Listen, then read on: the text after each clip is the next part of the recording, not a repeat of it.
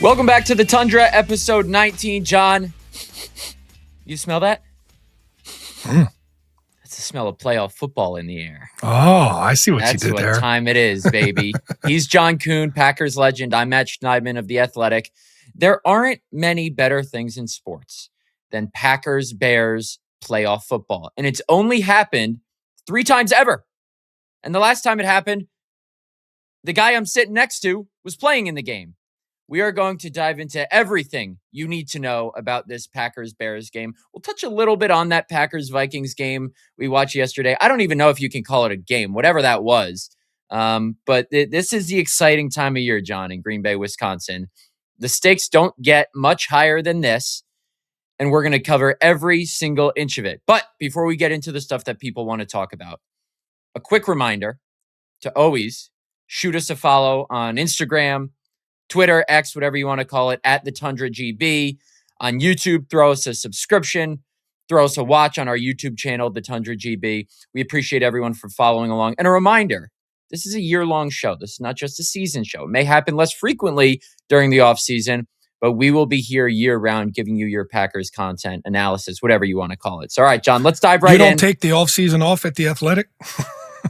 This is a 24/7 job. You're never off, except 365? Except for mid-June to late July. There are about 6 weeks where the NFL calendar goes dead silent. I get away then, but you know me. I'm wired way too intensely. I can never put my phone down. I can never truly unplug. Isn't it crazy how every time you take a vacation, you're like, okay, now this is the dead time. Nothing's going to happen and now. Something happens. There's a trade. There's a signing. There's a firing. There's something crazy that goes on. Always. All right, we're going to spend a little bit of time talking about yesterday's game because, quite frankly, the most exciting part of the game for me, John, yesterday was at halftime when Land O'Lakes Butter gave out a year's supply of butter to a fan who hit a chip shot field goal at halftime. That was a tough watch, everything that happened on the field. But there are some things that matter as it pertains to the Packers going forward. They changed kind of their strategy for resting guys versus playing them in a meaningless season finale. Last year, obviously, going against the Bears, the Packers still could have gotten the 6th seed or the 7th seed. So they had a little bit of a reason to play guys, but they also might have played guys. I can't remember exactly what Matt LaFleur said then because they wanted some momentum going into the playoffs. They had that Lions finale in 2021 that we've talked about to go off of how they rested some guys in the second half, came out rusty in the playoffs. This year, Matt LaFleur chooses to sit guys. So I made the list of guys that they made inactive that otherwise would have played. Matt LaFleur said these following 5 guys he believed would have played if it were a regular game: Edgerrin Cooper, Xavier McKinney, Quay Walker, Josh Jacobs, Zach Tom. Malik Willis and Dontavian Wicks were injury inactives. And then the list of guys who did not play on offense or defense: Jordan Love, who Matt LaFleur said would not have thrown a pass if he had to go in for Clayton Tune if he got injured. Didn't happen. Christian Watson, Romeo Doubs, Rasheed Walker, Aaron Banks, Sean Ryan, Rashawn Gary, JJ Enagbari, Lucas Van Ness, Carl Brooks, Carrington Valentine. LaFleur said after the game, time will tell if it's the right call, but he feels a lot better post-game Sunday this year than he did last year after Christian Watson tore his ACL. Do you think it was the right call to approach yesterday's game how they did, John? I do. And there's something to be said about going into the playoffs with some momentum. But in the case where this team has been there, this team, the majority of these players have been to the playoffs. They've played in these games. Jordan Love especially has played in these games. To have Christian Watson in this football game is going to be a blessing compared to what happened last year with that final game before going out to Philadelphia. So I think it was the right call. You didn't really have anything to gain in this game, and why not get some of your players, some of your reserves, some snaps so that your player personnel department can evaluate them and see what you have there.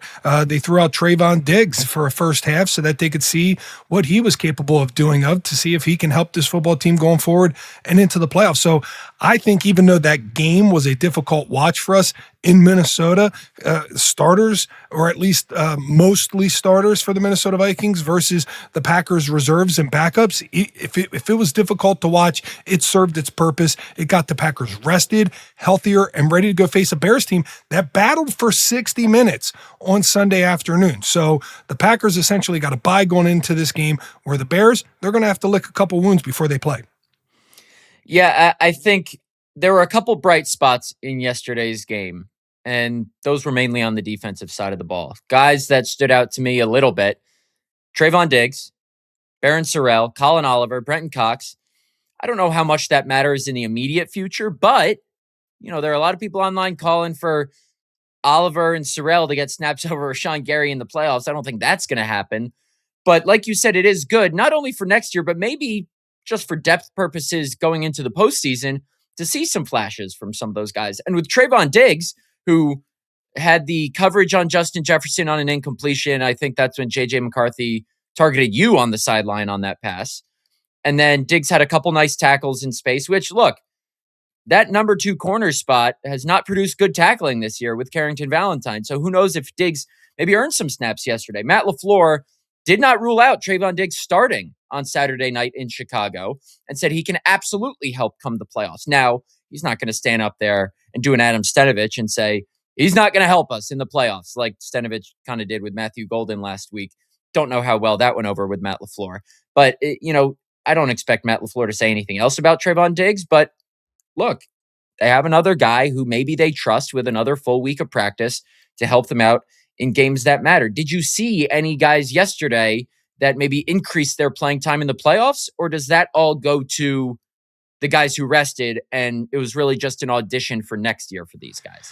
Yeah, I think it was more an audition for next year for the majority of the players, except for Trayvon Diggs. I absolutely acknowledge Matt LaFleur's word saying that he could start next week and think he probably will start. When you talk about you think he probably will start. I think he probably will start on the outside. Yeah, I think he will. Instead of Carrington Valentine. I think he will. I think he'll start. Okay. And even if he doesn't start, he's going to play some in this football game, just for the fact of, Nate Hobbs has now been placed on IR, and you have Javon Bullard potentially dinged up with a knee injury coming out of this football game. So they have depth problems at the cornerback position, and Trayvon Diggs is long. He is long and he is fast and he looks every bit the part. And I acknowledge his struggles the last 3 years since getting that big contract extension a few years ago. But there's something about getting out of Dallas. And Micah Parsons talked about it a couple times this year. And Trayvon Diggs is now with his boy Micah on the Packers. And that's got to be a great feeling to get out of the hoopla and what is perceived as a circus down there in Dallas and into Green Bay, where you can just focus on ball. And I believe Trayvon Diggs understands sometimes when you get let go and sometimes when you change scenery, there is the idea of, I need to show everybody who I am once again. And that type of motivation and that type of push could be something. If you get a shred of what he did that year when he made first team All-Pro and led the National Football League in interceptions and interception return yards, man, you got yourself something out there. It's funny because Trayvon Diggs, I don't know if he was trying to directly take a shot at the Cowboys. I don't want to assume he was, but when he first spoke with us last week, and this is the downside of doing this podcast once a week, is we do the podcast and then a couple days later they sign Trayvon Diggs. That's the biggest story of last week, or they claim him, I should say. And he talks and he says, when he talked to Micah Parsons right after he found out he was coming to the Packers, Micah told him it's work. It's a lot different and you're going to enjoy it here. And then I'm going to read a quote from Trayvon Diggs that he gave to our buddy Wes Hodkiewicz last night after the game in regard to a fan giving him like a custom Trayvon Diggs poster to sign before the game after he had been here for a couple days. Diggs said, "That was pretty cool. I enjoyed seeing that a lot. Green Bay is a wonderful place. It feels like a family here. These guys, I have a lot of my old teammates here and everything feels tight. I'm clicking with all the guys. It's perfect." So maybe that is a guy who could stick around. Now, it wouldn't be at his current contract number. His base salary is $15.5 million for next year. So regardless of what team claimed Diggs or signed him, they were most likely going to cut him after this season. But maybe they can do a restructuring and he's willing to, maybe take a little bit of a pay cut to stay here around some familiarity. I'm glad you mentioned Bullard because that was an interesting decision to keep him in the game from my perspective. I understand why they did it because when they were in nickel, matching the Vikings personnel, and this was Matt LaFleur's explanation after the game, they had to have either Bullard or Evan Williams in because they had Bartholomew, Baldwin, Oladapo, and Jalen Simpson in. And if they were not in base, they had to have Williams or Bullard in. My devil's advocate there is, why are you trying to match personnel? Who cares? You'd rather be mismatched, keep your 3 inside linebackers in. Granted, Isaiah McDuffie plays a role on this team, but get Javon Bullard and Evan Williams out of the game at any cost. Javon Bullard hyperextends his knee in the fourth quarter, doesn't return. He did say after the game that he's fine. Matt LaFleur said he should be okay, so I would expect Javon Bullard to play, but an injury scare nonetheless. I would say this, just you can't sit everybody. So you have to, I mean, people have to. Jaden Reed played. We talked last week about how many guys can you elevate and what can you do? Because if the Packers could have elevated 16 players from the practice squad, they would have done it. I mean, you can't play scared of getting injured, but you can be smart. And I thought the Packers were smart resting the number of players that they could and that they did. It's just impossible to do that with everybody out there. And Javon Bullard probably, and Evan Williams as a 1A, 1B, out of the guys that played in this game, and Jaden Reed, I mean, those are the 3 guys that you're kind of watching just the whole time with bated breath, just nothing to you 3. We're going to really need you guys when the playoffs run around. I'm glad to hear that Javon Bullard said after the game that he's fine. He should be able to play. Nonetheless, it was a situation where he came out of the football game. So don't need him back. He'll play in that nickel role, and he's an important part in this Packers defense. And Bo Melton's the other injury. We'll see how he came out of that. Injured his knee on punt coverage. He's been an important part of the special teams this year and obviously has filled in sparingly as a wide receiver and on the kick return unit. So he did not return, injured that knee in the second quarter. That's when it's understandable why he's playing. I'm not saying, oh, who cares if Bo Melton got hurt? They love him on this team, but they were going with that Bo Melton, Jacoby Keeney, James, Matthew Golden trio at wide receiver till the wheels fell off. And then Jaden Reed had to take a couple snaps. I don't think he ran many routes. It was just kind of on run plays. But that's about it from yesterday that I had down in my notes. Before we get into more breakdown of this Packers-Bears game, I just want to set the stage for how big of a week this is. 3rd playoff meeting ever between the Packers and Bears, 2 of the oldest franchises in the NFL. And you're very familiar with the last time these 2 teams played in the playoffs, the 2010 NFC title game. So, John Kuhn, I want to give you the floor. Unleash your memories from that game. Take us on a trip down memory lane to get fans in the mood for Saturday night. You know, the crazy thing is for that game, because it was an NFC Championship game, you know, the Bears were the 2 seed. They had to win a playoff game. We had to win 2 just to get there. So the rivalry almost took second to the fact that we're making a playoff push and we're 1 game away from the Super Bowl, right? The rivalry was there, and that's great, but that was just an added bonus that this game, if you win it, you go to the Super Bowl. And that was the feeling, the general feeling around the locker room. Now, with it being the Bears and a Hallis trophy from the owners of the Bears and carrying that into our locker room and taking that home, I mean, that was a special feeling. But I think in this game, in this new revamped rivalry that the Packers and the Bears have, and the fact that it is the first game in the playoffs, the rivalry is going to be this is a grudge match. This is a 3rd game grudge match, just like it was in the NFC Championship game. But this one is to just continue your season. This one, the stakes next week are not the Super Bowl. It's just the next step to getting to the Super Bowl. So I'm so fired up for this game. I'm glad the rivalry is back, and I'm glad that they're meeting here in the playoffs because, quite frankly, to me, Matt, I think this is the best matchup the Packers could have gotten. I agree.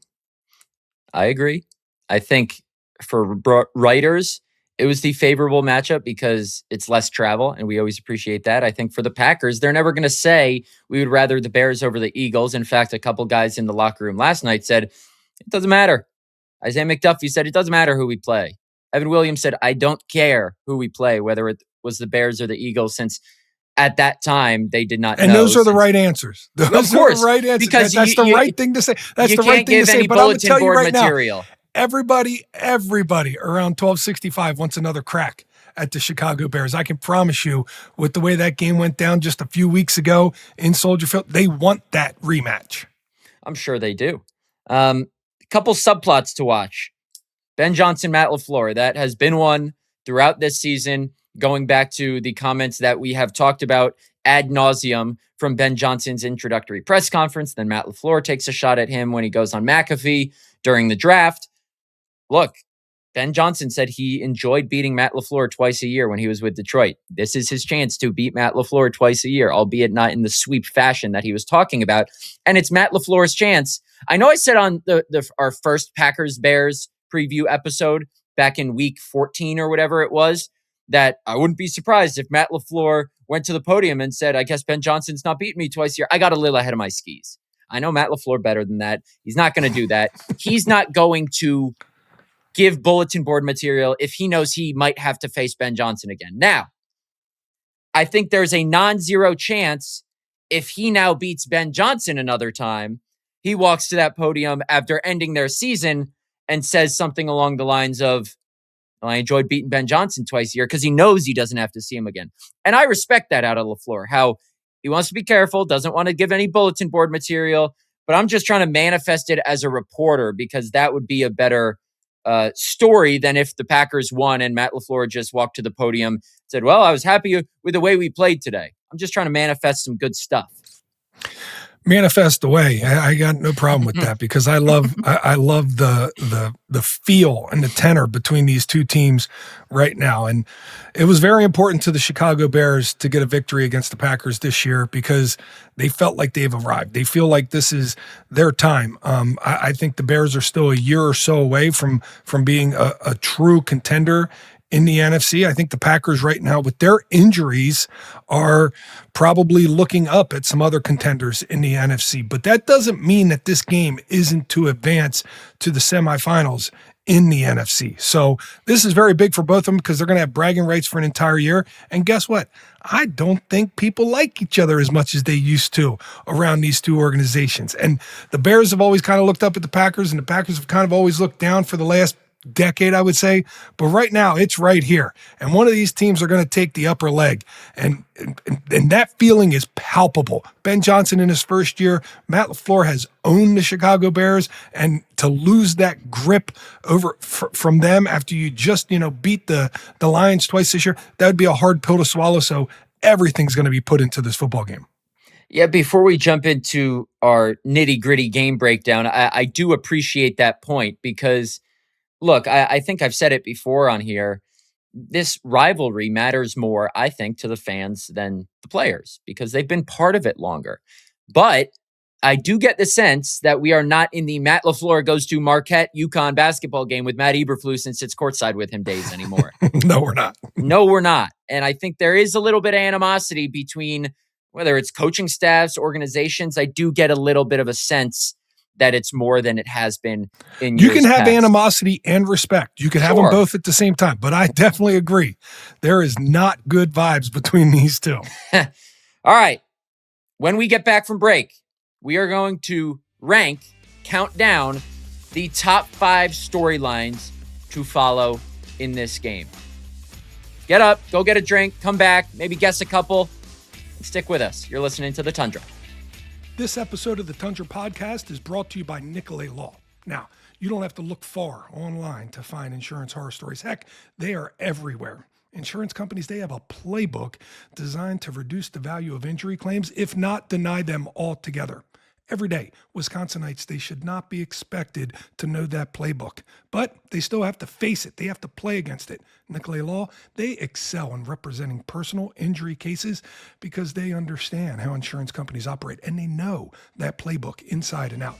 If you've been injured, Nicolet Law is ready to help level the playing field. Call 1-855-NICOLET or visit NicoletLaw.com.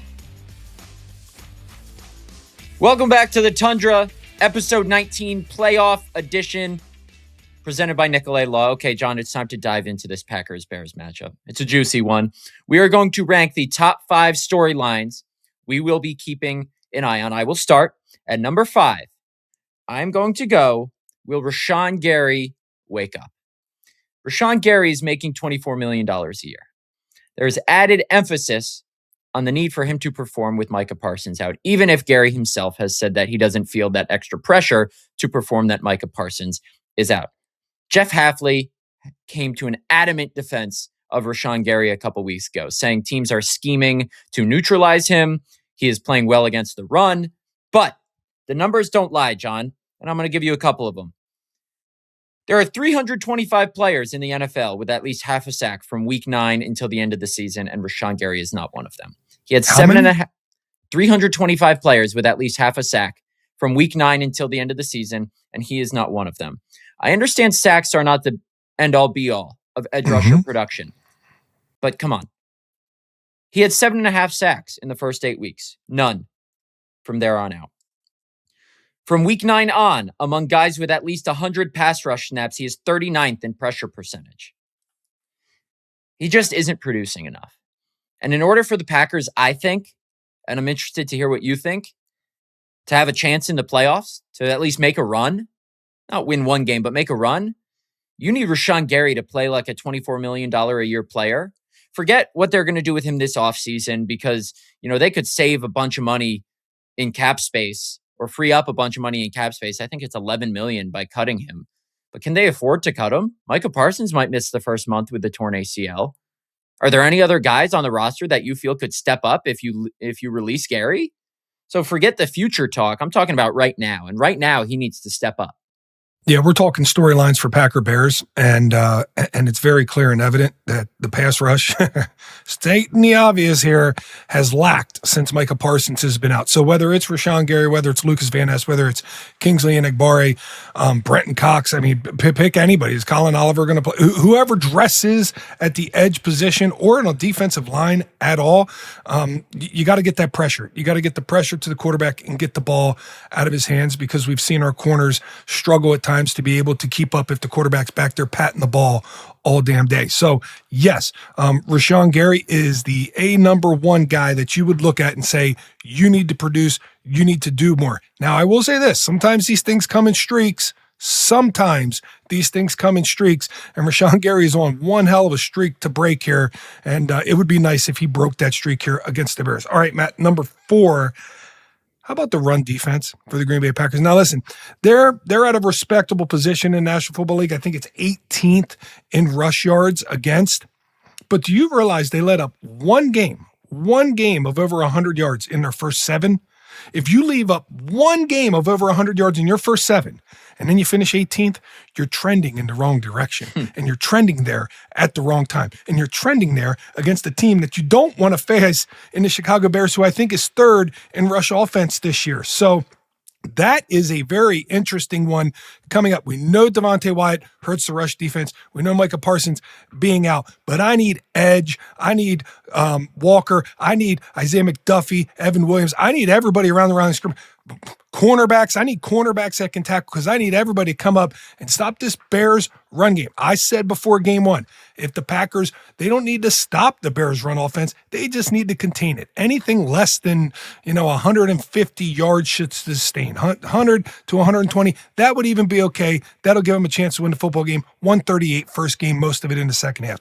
This last game, 150. Now, I know Caleb Williams makes up for a lot of that. So that'll be in the pass game, being able to contain him. But you got to stop these running backs for the Chicago Bears. A two-headed monster with your defense reeling right now. Got to. And Jeff Hafley, believe it or not, was actually pleased with the run defense they played against the Bears when comparing it to what they did against the Ravens. We were talking about the other day with Jeff Hafley about run defense without Micah Parsons and Devontae Wyatt. And obviously, the Ravens game was nowhere near good enough. And that's a big reason why they rank 18th at the end of the season, because they were tied for 9th in rush defense entering week 17. Then they give up 10,000 rushing yards to Derrick Henry and the Ravens. So it's a little bit skewed in that regard. But Hafley said, don't forget, we played some pretty good run defense against the Bears without Micah and Devontae Wyatt the week before. You look at the numbers, the running backs had 22 for 108. That's 4.9 yards per carry. But I think if you watch the game, it gives kind of a different feel. Okay, number 3, Keyshawn Nixon's redemption. Keyshawn Nixon's chance to go 2-1. This is his grudge match. This is his grudge match. First game, everyone knows. Game-winning interception. Second game, gets walked off. Wasn't even bad coverage. But I'm also looking at the last play of regulation where, well, not the last play of regulation. Malik Willis got hurt on the last play of regulation. The Bears touchdown at the end of regulation, where we still don't know for sure if it was Keyshawn Nixon's fault. But he was involved in that. He's involved in the walk-off. Doesn't talk after the game. A lot of talk second half of this season. And I think it's been more warranted second half of this season than it was first half of this season about Nixon not being worth a grain of salt as the number one corner. That's definitely not a saying. He's going to have to show it. He's going to have to step up. He's going to have to deliver and back up all the talk he has done throughout this season about his worth, because for a decent chunk of this season, he has played up to that number one corner billing, whether people want to admit that or acknowledge it or not. Other times, he certainly has not. Second half of this season, it's been more so on the bad side. If the Packers are not going to pressure the quarterback quickly because they don't have Devontae Wyatt and Micah Parsons, the back end has to hold up for longer. And a lot of that responsibility lies on Keyshawn Nixon's shoulders. He's another guy that needs to step up. I think when you talk about Key, you talk about a very polarizing player, and his plays are polarizing in themselves, right? You get beat with a man wide open. You get beat when you have perfect coverage. You get a couple of penalties, one, a personal foul penalty that really cost your team. You get maybe a pass interference penalty. I think it was Pittsburgh. So his bad plays look really bad. His good plays are great, phenomenal. And at one point in time, he was leading the National Football League in pass breakups, and he's got probably the best defensive play of the year, winning the game one against the Bears by not even covering his man, just making a football play, just making a move. So Key has some great moments, and then he has some really bad moments, and that's the game of football, getting back up off the mat when you get knocked down. And I think he's going to play a big part in this football game, because keep this in mind, game 2, no Rome Odunze and no Burden. Right? This time they look like they're going to have their full arsenal of wide receivers, which is a scary proposition to be facing here for this Packers defense. Number 2, we know about all the turnovers that the Chicago Bears have forced. They forced 33 turnovers. They don't turn the ball over either. So turnovers are going to be a big deal in this. And a person that can play a big role in turnovers is Jordan Love. Do you know Jordan Love's last snap was against the Chicago Bears? That's how long it's been since he's played when he took that helmet-to-helmet hit. That was 2.5 games ago, Matt. 2.5 games is 3.5 weeks. That's a month of not playing football. Now, here's the deal. Jordan Love has been there. He's done that in the playoffs. He's already won a playoff game. And in his short time already as a starting quarterback, 3 playoff games, that's a good amount of experience. And that's going to bode well for him against Caleb Williams. Here's the downside.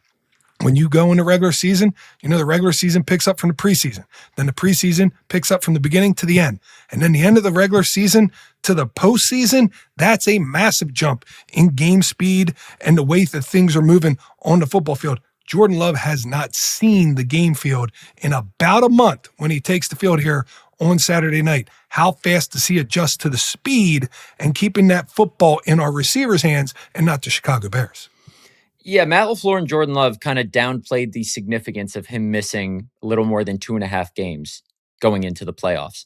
That was kind of a decision the Packers had to make yesterday, as we record this on Monday afternoon, of do we want our starting quarterback going into the playoffs with the potential of rust? But there doesn't seem to be any worry about that potential of rust. Here's a quote from Jordan Love from last week about that exact topic. That's what practice is all there for. And I think we've done a great job of amping it up this week. This was last week. Guys have been flying around at practice. We've been doing a great job. I would even argue sometimes that you get in a game and it feels like it slows down a little bit compared to practice. I played all season. It's not like I sat out all season and I'm just coming back. I have a lot of banked reps playing out there. I know what it's like to be on the field and feel those things. So I don't think there's any worry about Jordan Love missing this much time in between his last snap with about 8 minutes left in the second quarter against the Bears in week 16 and the wild card round, because they're amping it up in practice. I know that's not, identical to what he's going to feel in the game. Practice to a preseason is a step up in speed. Preseason to regular season It's to the the end of regular playoffs. season. I get that. Regular season to playoffs. He's going to go from practice all the way to playoff speed. He's going to have to adjust very quickly. Right. And guess what? If he comes out cold, people are going to say, well, you should have played him in the regular season finale. And he didn't play. I don't think that's going to be the direct cause of it, but it's going to be something people talk about nonetheless if he does not play well. All right. Number 1, I think number 1 topic. And look, I've gotten people on social media saying, you're the only one talking about it. And why are you belaboring this point? It's a non-story. I'm not the only one talking about it, locally or nationally. It is absolutely a big story. I have been on record saying if it were up to me right now, I would extend Matt LaFleur But the number one topic going into this game surrounding the Green Bay Packers is the future of their head coach. Ed Policy left the door open for us to have this conversation.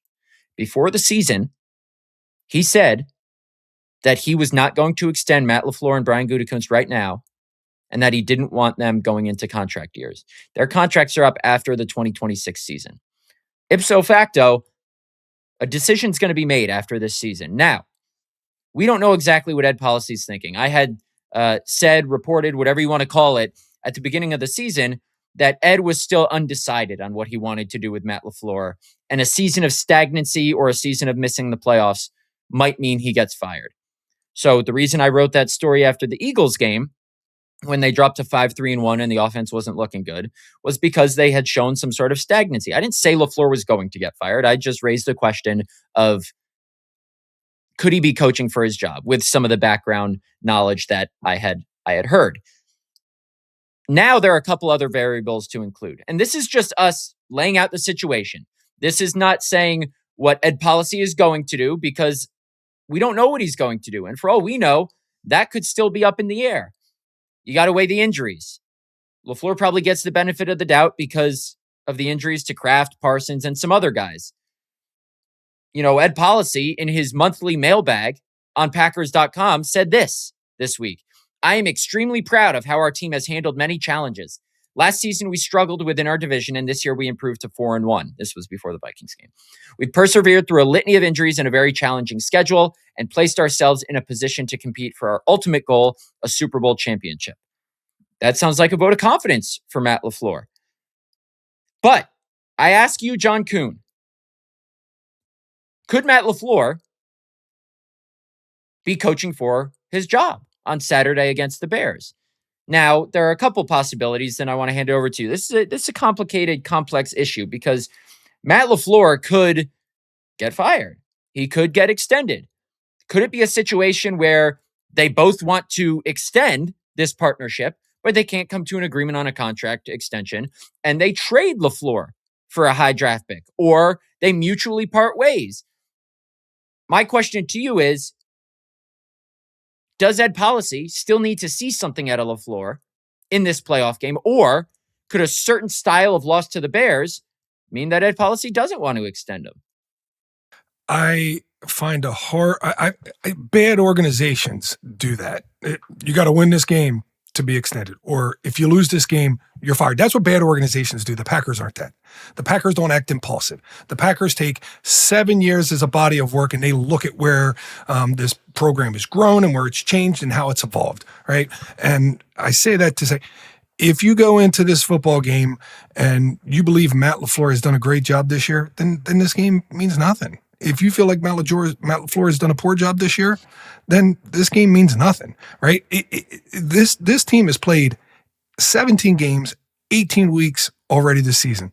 We do have the injury situation. We do have a team that at one point in time was the 2 seed in the NFC. So there's a lot of different ways to look at that. But if you have a monumental Matt LaFleur moment, good or bad, I would say throughout this season, Matt LaFleur moments, really good. What happened in Detroit? Went 3 for 3 on 4th down conversions. Dan Campbell 0 for 2, won a big game on the road, vaulted them in contention here for a top seed in the NFC.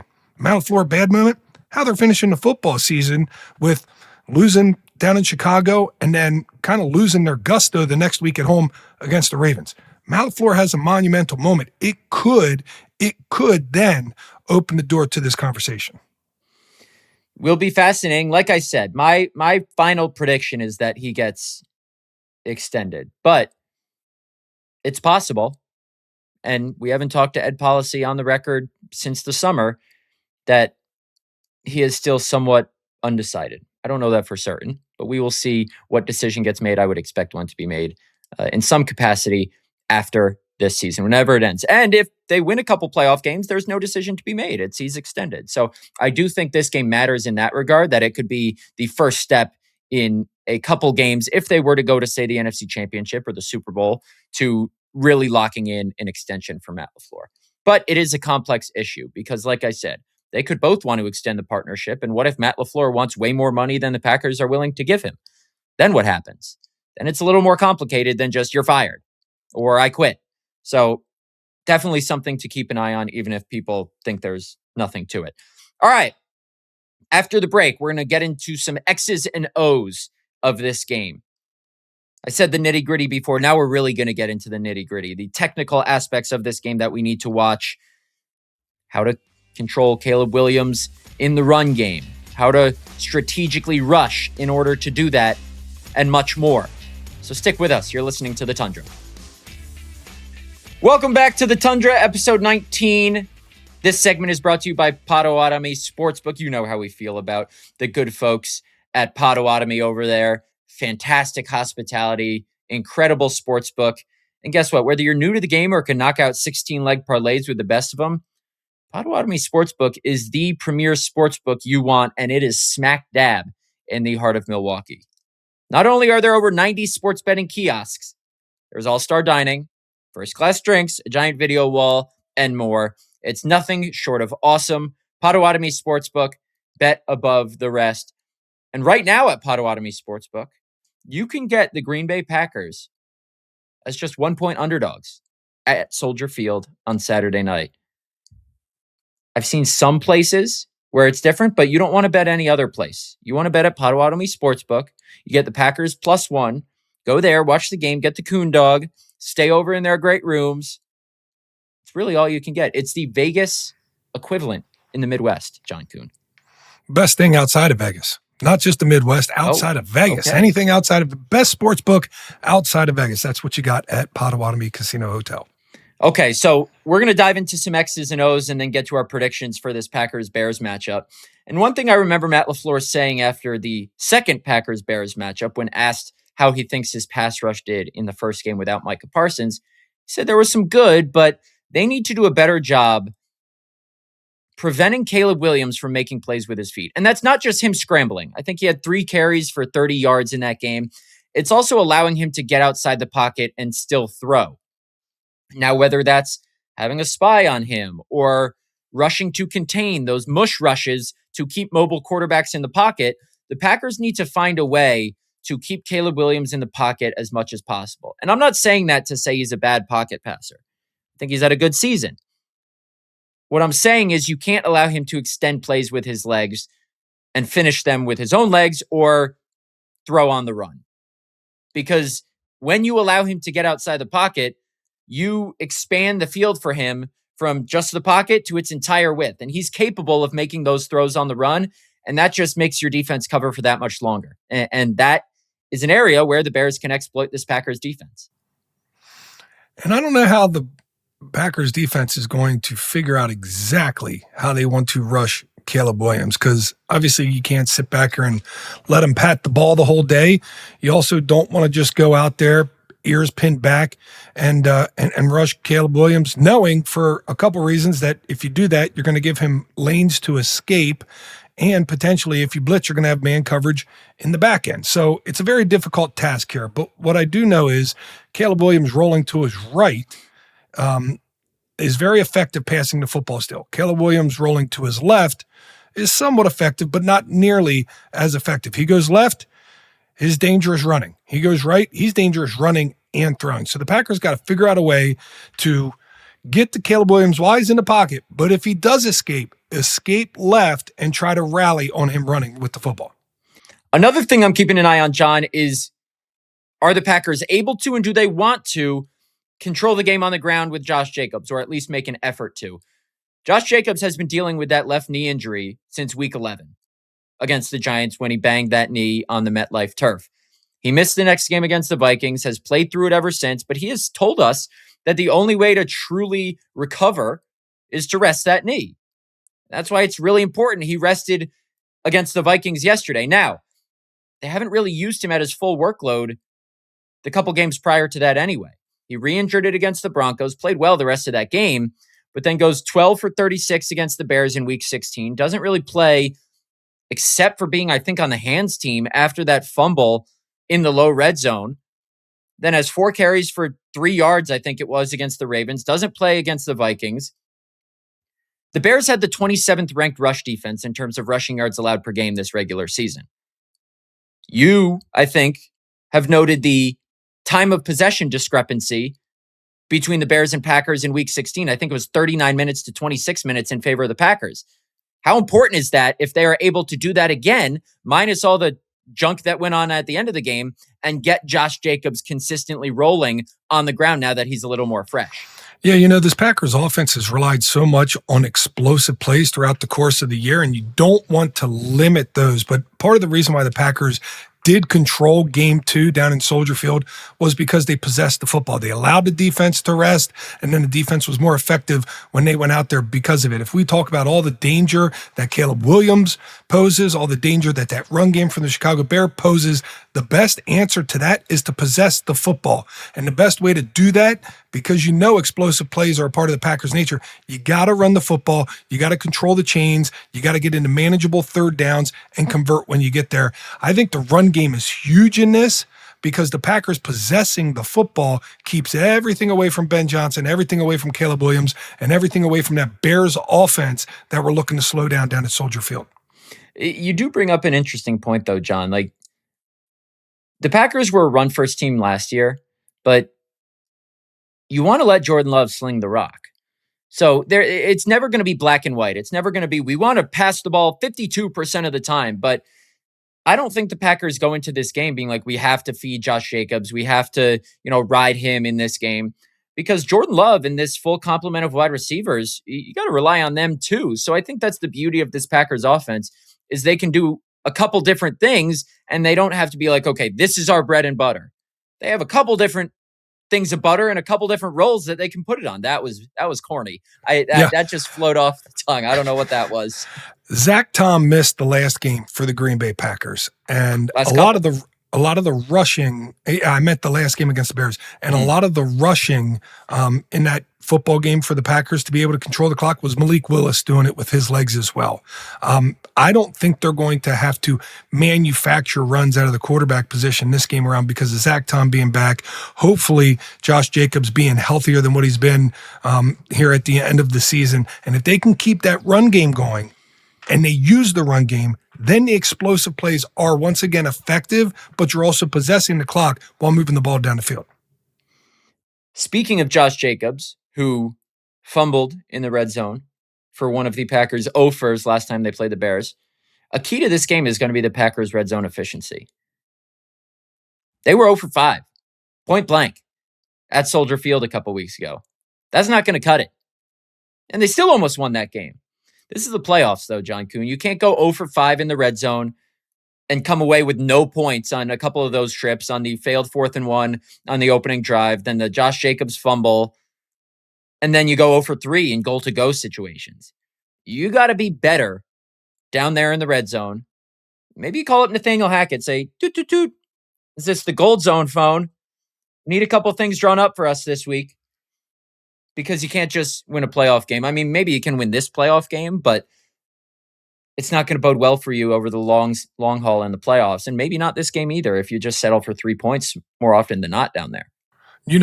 We talked earlier in this episode about trends and how the Packers' run defense was exceptional at the start of the season this year, and then now they finished 18th. That shows you where the trend has been for the Packers' defense in stopping the run game. The Packers' offense at one point in time was number 1 in the NFL in the red zone, and they finished the season somewhere around the middle of the pack as well. That tells you the kind of trend that they've been on now. The difference with the Packers offense, aside from missing Tucker Kraft, most of these guys are going to be playing in this football game. The defensive line, they lost Devontae Wyatt and Micah Parsons. We see a vast difference in what they're able to do. This Packers offense should be able to, if you can flip a switch on anything, you should be able to flip a switch there in the red zone with something that you were so good at midway part through the year. They finished the year tied for 14th in red zone touchdown percentage. So you're right, middle of the pack. All right, John, it would not be a Packers playoff preview if we did not talk about the defense, the special teams. Whether fair or not, whether completely accurate or not, special teams disasters are associated with Packers playoff games. And I'm not talking what happened in Seattle. I'm talking about a couple of years ago against the 49ers, the block punt return for a touchdown, the long Deebo Samuel kickoff return. I'm talking about the near disaster in Santa Clara a couple of years ago when Keyshawn Nixon loses the fumble on the kickoff return and Eric Wilson recovers it to keep that game alive until the Packers lost it. I'm talking about the first play of the wild card round last year when Keyshawn Nixon loses the fumble on the opening kickoff. As a whole, Packers special teams have not been horrific this year. You look at the numbers, they're middle to, back third of the pack. Their kickoff coverage has been fine. Their punt coverage has been fine, even though the numbers wouldn't necessarily indicate it. They've overcome some of the disasters, I think, that popped up early in the season in terms of the block kicks against Dallas and Cleveland. But they did have the botched onside kick against Chicago. And we know how people feel about Rich Bisaccia. So what is your level of confidence that the Packers can avoid another special teams catastrophe that dooms them in a playoff game? Am I allowed to answer middle of the pack? Because that's what they've given us. That's what they've given us for the majority of the year. I mean, we started off, the special teams was rough. We had a couple blocked kicks, some really weird things going on kickoff return down in Dallas. Then we seem to have kind of got our sea legs under us. And, Brandon McManus had finished the season very well, kicking field goals, and we look like we got that fixed. And we have the dropped onside kick down in Chicago. I firmly believe that Romeo Doubs catches that onside kick 9 out of 10 times, if not 99 out of 100 times. That was one of those hit you in the hands and you dropped it. That's an unfortunate situation there, but it was there nonetheless. This Packers team, they have some history with special teams problems, and I believe that going down here in Chicago, it's going to be imperative that they not only not lose the game, they got to play well, because Chicago has some dangerous special teamers. I think they just have to be a net neutral on special teams. I don't even think they have to be a net positive. And that might be playing well. That could be for Green Bay Packers standards. Okay, John Kuhn, it's money time. Not literally, but we need predictions for this game. And we talked earlier in the show about how this is probably the most desirable wild card round matchup for the Green Bay Packers. They have outplayed the Chicago Bears for like 118 out of 125 minutes this season. We obviously know what happened at the end of last game. What are we going to get in the rubber match? I need a score and an explanation from you, sir. I'm going to go with, how about some wacky score? Something crazy is going to happen. I'm going to call it 22-19 here. I don't know how they get to the points of 22-19. I'm going to pick the Packers to win this one. I just think that overall, they are the better football team. Overall, they have more experience in the playoffs. They have the film of the Bears, not just from 2 weeks ago, but the first game as well. And they understand, hey, we keep the football away from this team. How did the Bears creep back in the second half of the first game? They got the football, they held on to the football, and the Packers offense only had 11 plays. How did the Packers dominate the second game? They held on to the football, and they controlled time of possession. If the Packers do what they've done these first two games, but just score a couple touchdowns, they will be just fine, and they should win this football game. Yeah, I'm going to go a identical margin of victory for the Green Bay Packers. I'm going 27-24. I think having a well-rested Zach Tom, Josh Jacobs, Christian Watson, Jordan Love is going to do wonders for this offense. And when I say wonders, I mean scoring their lucky number 27. I don't have full confidence in the Green Bay Packers defense to consistently stop the run. And I don't have full confidence in their pass rush or their back end, quite frankly, to shut down this Chicago Bears team. So maybe they score more than 24, but I think there's one turnover in the red zone that takes 7 points off the board and keeps the Packers afloat in this one. I think they win a close one, 27-24, to head to Seattle next weekend. So it's the Packers turning the football over and not the Bears. I'm saying the Bears turn. I'm saying the Bears get their yardage against this Packers defense, but I'm saying we're going to see some of that bend but don't break.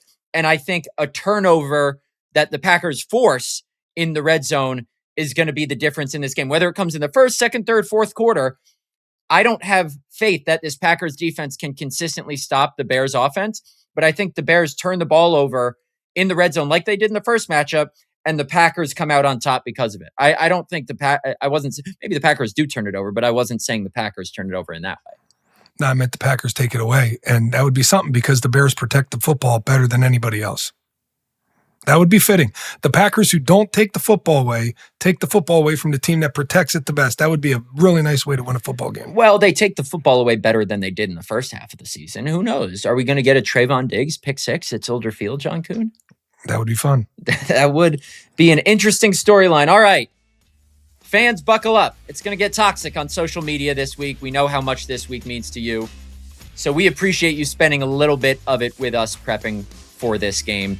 As always, follow us on Instagram, on X, at the Tundra GB. Like and subscribe on YouTube on our channel. For John Kuhn, I'm Matt Schneidman. We'll talk to you next week.